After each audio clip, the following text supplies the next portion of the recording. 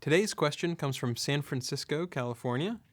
The question is, what are the best practices around PDF and other document optimization, and when does Google choose to show these files over other web pages? That's a really fun question for a couple reasons. So you can think about PDFs specifically, and there's not that much to do in terms of optimization.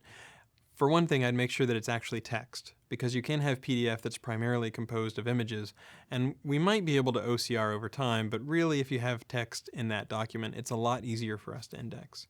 You want to make sure that you choose good titles. You probably don't want to just have massive numbers of PDFs if it's all like shovelware, like you're just auto-generating content and you're just throwing it up there.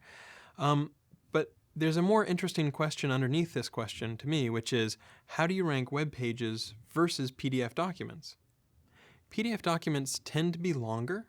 People are a little less likely to link to them, maybe because, it can be a jarring experience to click on a link and you immediately get thrown into a PDF reader piece of software. And so you really do have apples and oranges.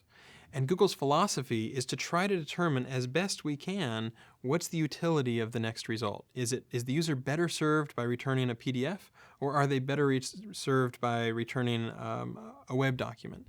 And it's a really hard problem. Fundamentally, these are different data types, right? One might be a book in PDF, and one might be a 400-word web page. And trying to figure out what's the relative utility of those is really, really difficult.